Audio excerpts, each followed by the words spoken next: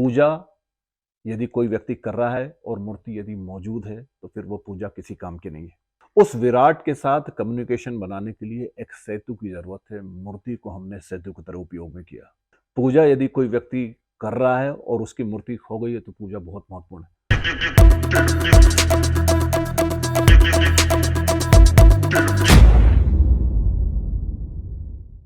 नमस्कार दर्शकों, मैं सिमरन मनावरे आप सभी का स्वागत अभिनंदन करती हूँ हमारे show talk with master season 2 में। आज हमारे बीच मौजूद है master Dinesh Parihar ji. Hello sir. Sir, जैसे कि आप, मैं, हम सभी भगवान की काफी पूजा करते हैं, भक्ति भाव रखते हैं उनमें। तो सर, हम उसी भाव से मूर्ति पूजन भी करते हैं। तो मूर्ति पूजन सिर्फ भक्ति भाव से किया जाता है या उसके कुछ वैज्ञानिक तथ्य भी है? अगर हाँ, तो मेरा आज क्वेश्चन इसी से रिलेटेड है कि मूर्ति पूजन के वैज्ञानिक तथ्य क्या है? हिंदू कौम मूर्ति पूजा पे बहुत ज़्यादा भरोसा करती है और इसी वजह से जो दूसरी कौमें हैं हिंदू कौम का मजाक उड़ाते आई कि किस तरह से आप पत्थरों की मूर्तियों में पूजा करते हैं और वहाँ पे कहाँ पे भगवान है। इसको वैज्ञानिक आधार पे समझने की कोशिश करते हैं। आदिवासियों में एक प्रचलन है कि वो किसी भी चीज़ के द्वारा, किसी तकनीक के द्वारा हमेशा वो बीमारियां किसी और व्यक्ति को भेजते आए। वो इसका या तो बीमारी या बीमारी के साथ साथ कई कई बार तो वो मृत्यु भेज दिया करते थे। विदेश में एक बहुत मशहूर वैज्ञानिक हुआ फ्रैंक रुडोल्फ। यदि फ्रैंक रुडोल्फ की बात को हमने समझा तो मूर्ति पूजा हमें शायद समझ में आएगी। फ्रैंक रुडोल्फ ने अपनी आधी जिंदगी, मतलब कि उसने लगभग 30 साल इस वैज्ञानिक प्रक्रिया में जानने के लिए लगाए। जब उसे ये बात समझ में आई, उसके कानों तक ये पहुंची कि किसी विशेष तकनीक के द्वारा कहीं किसी और दूर किसी व्यक्ति को संक्रमित किया जा सकता है, उसे बीमारियां भेजी जा सकती है और उसे मौत भी दी जा सकती है। तो बड़े ही संदेह भरे चित्त को लेके, बड़े ही वैज्ञानिक दृष्टिकोण के साथ वो अमेज़न के बीच जहां पे आदिवासी थे वहां पे पहुंचा और उसने अपनी आंखों के सामने ये सब चीजें होते हुए देखी कि कुछ ही क्षणों में या कुछ ही दिनों में आदिवासी एक विधियों का उपयोग करते थे और किसी विशिष्ट व्यक्ति को कुछ भी संक्रमित किया जा सकता था, बीमारियां भेजी जा सकती, क्या या उसकी मृत्यु भी उसको भेजी जा सकती थी। रोडोल्फ ने 3 या 4 चीजें बताई कि ये सब चीजें कैसे होती है। उसके लिए जिसको की बीमारियां भेजी जा रही है, जिसको कि संक्रमित किया जा रहा है, वैसी की वैसी शक्ल में मूर्ति बनाना बहुत ज्यादा जरूरी नहीं है। उससे अलग आकार की कोई प्रतिकृति भी चलेगी, लेकिन शक्ल को उसके अंदर, उस मूर्ति के अंदर प्रतिष्ठित किया जा सके। तो वो एक गारे की या हम बोलेंगे मिट्टी की प्रतिमा को उसके साथ बना के, और वो ये कहता है कि बड़ी सबसे उसमें 3-4 बात जो महत्वपूर्ण है उसमें ये है कि आंख बंद करके यदि उसकी शक्ल को भीतर देखा जा सके, आंख बंद करके यदि उसकी शक्ल को प्रतिष्ठित किया जा सके, तो वो फिर वो जो मिट्टी का लोंदा है जिसके के थ्रू जो कि जरिया बनाया है, यदि उसको फेंका जाएगा तो वो एक सामान्य सा लोंदा नहीं रह जाता है, वो कुछ विशिष्ट हो जाता है। योग का हमेशा से निष्कर्ष रहा है कि दोनों आंखों के बीच में इस जगह पे एक आज्ञा चक्र है। ये आज्ञा चक्र एग्जैक्टली ट्रांसमिशन का केंद्र है। यहाँ से कुछ बहुत गहरी आज्ञा दी जा सकती है। मैं सारे दर्शकों से ये कहना चाहता हूँ कि यदि आपकी कोई बात नहीं मान रहा है और यदि आप आज्ञा चक्र की तरफ ध्यान लगा के, कंसंट्रेट करके किसी चीज को, उसको आज्ञा मानने की यदि आदेश दें, तो वो निश्चित रूप से आपकी बात को मान लेगा। योग का ये निष्कर्ष। तो फ्रैंक रुडोल्फ ने अपने सामने ऐसी कई बार कई कई चीजों को होते हुए देखा। वो अपनी आत्मकथा में लिखता है कि उन्होंने एक वृक्ष जो कि फैलता फूलता था, जो कि आसमान से बातें करता था, कुछ ही क्षणों में उसकी मिट्टी की प्रतिमा बनाई, उसमें कुछ आविष्ट किया और कुछ ही क्षणों में, कुछ ही दिनों में वो वृक्ष को सूखने पे मजबूर कर दिया और गिरने पे मजबूर कर दिया। ये बातें बहुत बहुत बहुत बहुत ज्यादा वैज्ञानिक आधार रखती थी। मूर्ति पूजा, वो लोग जो बड़े बुद्धिमान थे, वो बड़े कुशल थे, उनकी एक तरह की एक खोज थी। मूर्ति पूजा के थ्रू हम इन्हें समझने की कोशिश की। यदि कहीं दूर किसी को बीमारियां भेजी जा सकती है, संक्रमित किया जा सकता है, मृत्यु भेजी जा सकती है, तो ऐसा भी किया जा सकता है कि वो लोग जो कि मृत्यु के बाद किसी और लोक में चले गए, किसी और लोक में, किसी और दुनिया में गुम हो गए, उनके साथ निश्चित रूप से संबंध स्थापित किए जा सकते हैं। निश्चित रूप से कुछ ऐसी तकनीक, कुछ ऐसी विधियां बनाई जा सकती है जिससे कि इस पूरे संसार में जो विराट व्याप्त है उसके साथ कम्युनिकेशन बनाया जा सके। उस विराट के साथ कम्युनिकेशन बनाने के लिए एक सेतु की जरूरत है। मूर्ति को हमने सेतु की तरह उपयोग में किया। किसी ऐसे ब्रिज की जरूरत है जहां से कि उस विराट आयाम के साथ, उस विराट व्यक्तित्व के साथ, जिसको कि हम परमपिता परमेश्वर कहते हैं, उसके साथ कुछ सामंजस्य बिठाया जा सके, उसके साथ कुछ ट्यूनिंग बिठाई जा सके। मूर्ति पूजा की सबसे खास बात यह है कि मूर्ति का जो मूर्त रूप है, मतलब जो आकार रूप है, वो भक्त की तरफ होता है। मूर्ति का जो अमूर्त रूप है, मूर्ति का जो निराकार रूप है, वो परमात्मा की तरफ होता है। तो मूर्ति एग्जैक्टली देखा जाए तो एक ही ढंग से दो कार्यों को करती है।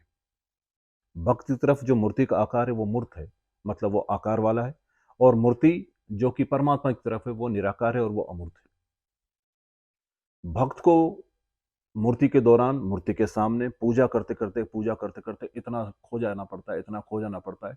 यदि वो नहीं खो गया है, मूर्ति यदि जीवित है, तो फिर पूजा उसके किसी भी काम की नहीं। यदि पूजा करते करते वो इतना लीन हो गया है, इतना खो गया है और मूर्ति मिट गई है, मूर्ति खो गई है, तो समझना कि उसकी पूजा सार्थक हुई।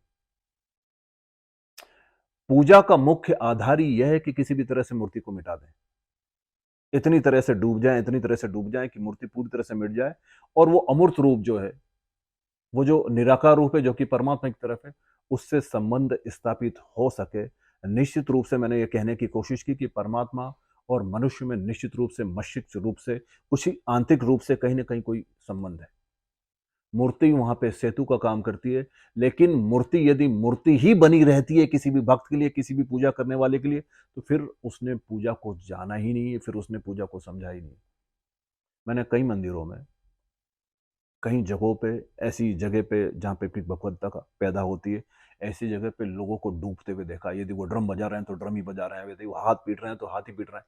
इस्कॉन मंदिर में देखें, कृष्ण भगवान के किसी मंदिर में देखें, किसी भोले बाबा के मंदिर में देखें, और आप ये महसूस करें कि जिस तरह से वो लीन हो गए, जिस तरह से वो डूब गए हैं, वहां पे मूर्ति पूरी तरह से मिट गई है। मूर्ति यदि उनको अभी भी दिखाई दे रही है तो समझिए कि पूजा पूरी तरह से हुई नहीं।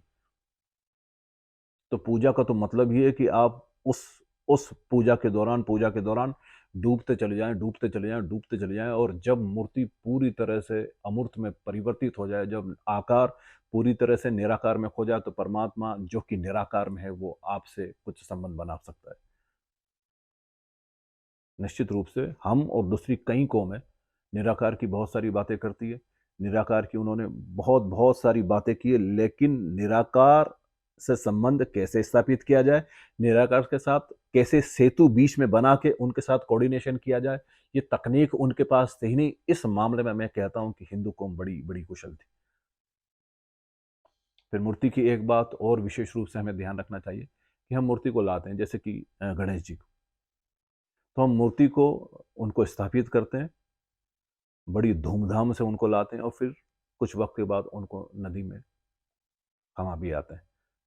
उसके पीछे का रीज़न ये है, ये एग्जैक्टली ज़िंदगी और मौत के जैसा है कि तुम यहाँ पे इतनी धूमधाम के साथ आओगे, जब तुम पैदा होगे तो इतनी धूमधाम होगी, फिर तुम विसर्जित भी हो जाओगे। यहाँ पे जीवन मृत्यु के एक बहुत बहुत बड़े सत्य को हमने जानने की कोशिश की। और दूसरा रीज़न ये है कि हम लाए थे मूर्ति के तौर पे गणेश जी को, और 13-14 जितने भी दिनों में वो चला है पूरा मामला, हमने उस मूर्ति के द्वारा गणेश जी की अमूर्त प्रतिमा को जान लिया है। अब हम भले ही रीति रिवाजों के अनुसार उनको नदी में जिस विधि विधान से हमें उनको समर्पित कर देना चाहिए कर देंगे, लेकिन उस मूर्ति के साथ साथ हमने अब गणेश जी का अमूर्त रूप जान लिया है, उस निराकार रूप को जान लिया है। अब मूर्ति की कोई आवश्यकता नहीं है, क्योंकि कोई भी व्यक्ति आता निराकार से आकार में, आकार में जीता, आकार में जीता, आकार में जीता, और फिर वो निराकार में ही समाप्त हो जाता है, उसी में खो जाता है। तो मूर्ति का पूरा काम यही है कि किसी भी तरह से उस मूर्त के द्वारा वो जो अमूर्त है, उस आकार के साथ वो जो निराकार है, उसको हम किसी तरह से जान ले, समझ ले और भीतर उतार लें। कोई व्यक्ति यदि मंदिर के बाहर से जाएगा और किसी मीरा जैसी भक्त को यदि पूजा करते हुए देख लेगा, तो ये कहेगा कि यह क्या पागलपन है। वो कभी भी उस सच्चाई को जान नहीं सकेगा। मीरा के लिए तो पूजा वही है जो मैं कहने की कोशिश कर रहा हूं। मीरा के सामने कृष्ण होते हैं मूर्त रूप में, लेकिन मीरा इतनी लीन हो जाती, इतनी खो जाती कि कृष्ण मिट जाते हैं। और कृष्ण जब वहां से मूर्ति के मामले में मिट जाते तो कृष्ण कहाँ अवतरित हो जाते? मीरा के भीतर अवतरित हो जाते। मैंने प्रीवियस एपिसोड में यह कहने की कोशिश की कि मीरा ने कृष्ण के अप्रकट रूप को पा लिया। दैट इज वाई उसके पूरे अस्तित्व में, उसके पूरे शरीर में कृष्ण का प्रकट रूप दिखाई पड़ता है। मेरे देखे 99% मामलों में हम पूजा को, हम मूर्ति को समझ ही नहीं पाए। वो इतनी महत्वपूर्ण देन है हमारे पूर्वजों की, वो इतनी महत्वपूर्ण देन है रहस्यवादियों की, लेकिन हम उसको पूरा पूरा मिसिंग कर लेते। मूर्ति पे ही यदि कोई अटका है तो वो पूजा में कभी भी प्रवेश नहीं कर पाएगा। और पूजा के दौरान मूर्ति से यदि कोई मुक्त हो गया, मूर्ति से यदि कोई पार चले गया, तो परमात्मा के साथ उसके आंतरिक संबंध निश्चित रूप से स्थापित किए जा सकते हैं। तो ये मामला है, पूजा एग्जैक्टली किसी भी भक्त के लिए दोहरा काम करती है। मूर्ति यदि जीवित है, मतलब पूजा का तो मामला ये है कि पूजा करते जाना है, डूबते जाना है और मूर्ति को मिटाते जाना है। मूर्ति वहां मौजूद है, लेकिन आंतरिक रूप से मूर्ति मिटते चली जाएगी, और जितना कोई व्यक्ति मूर्ति को मिटा देता है, उतना उसके साथ, उसका परमात्मा के साथ संबंध और प्रगाढ़ प्रगाढ़ प्रगाढ़ होते चले जाता है। मूर्ति पूजा एक बहुत महत्वपूर्ण खोजों में से एक है। ये बहुत ज्यादा वैज्ञानिक, मनोवैज्ञानिक और आध्यात्मिक आधार रखती है। भले ही हम में से कुछ लोग उसको बता ना पाए, लेकिन ये महत्वपूर्ण से महत्वपूर्ण खोज थी। हमने एक सेतु को रखने की कोशिश की।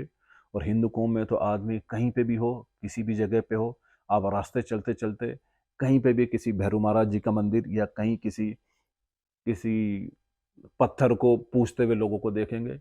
यदि आप उनके भाव की तरफ जाने की कोशिश करेंगे तो उस पत्थर को भी यदि आप इतने भक्ति भाव के साथ पूजो, भक्ति भाव के साथ पूजो, भक्ति भाव के साथ पूजो, तो वो पत्थर जिसको कि उन्होंने मूर्ति मान लिया है वो खो जाता है और असली परमात्मा वो मौजूद हो जाता है। परमात्मा चारों तरफ विद्यमान है, लेकिन कहीं न कहीं उनके साथ कम्युनिकेशन करने के लिए हमें कुछ चीज चाहिए, तो हमने मूर्ति की संरचना की। मूर्ति के थ्रू, मूर्ति के आधार पे हम उस निराकार में, उस अमूर्त में जो परमात्मा है उसके साथ संबंध स्थापित कर सकते हैं। मूर्ति बेहद महत्वपूर्ण है। और मैं फिर कहना चाहूँगा, ग्रामीणों को देखें या बहुत गहरे भक्तों को देखें, तो वो पूजा करते करते करते करते इस तरह से खो जाते हैं कि उनको कुछ होश ही नहीं रहता है। तो भक्त सबसे पहले पूजा में अपने को मिटाता है और मूर्त से अमूर्त में प्रवेश करता है, फिर मूर्ति को भी मिटाता है, और मूर्ति को मिटाने के बाद वो परमात्मा जो कि सभी जगह विद्यमान है उसके साथ संपर्क स्थापित कर देता है। मूर्ति एक बहुत महत्वपूर्ण सेतु है जो कि एक इंसान का एक परमात्मा के साथ कम्युनिकेशन को बनाती है। हम शुरू से ये जानते हैं, जैसे कि मैंने प्रीवियस एपिसोड में ये कहने की कोशिश की है, कि अपने लिए आवाज़ तो पशु पक्षी भी बनाते हैं, अपने लिए चीज़ें तो कीट पतंगे भी बना लेते हैं, लेकिन मनुष्य सिर्फ ऐसा था जिसने मंदिरों का निर्माण किया। मनुष्य सिर्फ ऐसा है जिसने कि परमात्मा के लिए आवास का निर्माण किया। तो मनुष्य को कहीं पे भी देखें, स्पेशली यदि हिंदू हैं, किसी भी गुफाओं में वो रह रहे हैं, किसी भी पर्वतों की चोटी पे वो रह रहे हैं, दुनिया के किसी भी कोने पे यदि वो रह रहे हैं, तो उनके घर पे मूर्ति आपको मिलेगी ही। और उसके वैज्ञानिक आधार यही है कि वो एक सेतु है परमात्मा के साथ संबंध बनाने का, क्योंकि परमात्मा निराकार है। और बड़े दुख की बात है कि हम आकारों में रहते हुए बहुत निराकारों की बात करते हैं। अब हम मूर्त में रहते हुए बहुत अमूर्त की बात करते हैं। हम सीमाओं में रहते हुए बहुत असीम की बात करते हैं। हम बहुत सारे शब्दों में रहते हुए निशब्द की बात करते हैं। ये सारी पीछे की जितनी चीज बताई है केवल हमारे लिए केवल शब्द ही है, इनका कोई हमारे भीतर अनुभव नहीं है।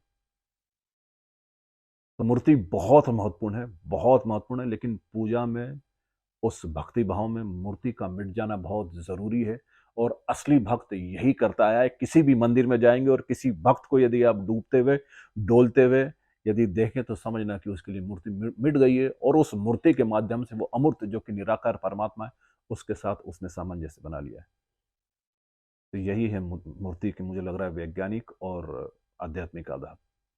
अमेजिंग सर, आपने इस क्वेश्चन का आंसर काफ़ी सरल तरीके से दिया, जो हमारे दर्शक हैं उन्हें भी समझ आया होगा और जो हमारे श्रद्धालु हैं, जो मूर्ति पूजा में काफ़ी भक्ति भाव रखते हैं, उन्हें भी एक नया आध्यात्मिक और दृष्टिकोण मिला होगा। सो हमारे प्यारे दर्शकों, थैंक यू सो मच कि हमारे एपिसोड को आपने टाइम निकाल के देखा और हमारे फर्स्ट सीजन को भी आपने काफी सारा प्यार और सपोर्ट किया। आशा करती हूँ कि हमारे सेकंड सीजन को भी आप ऐसे ही प्यार और सपोर्ट करते रहेंगे। तो एपिसोड को हम यही एंड करते हैं, लेकिन जाने से पहले हमारे इस एपिसोड को लाइक, कमेंट, शेयर और चैनल को सब्सक्राइब करना ना भूलें। धन्यवाद।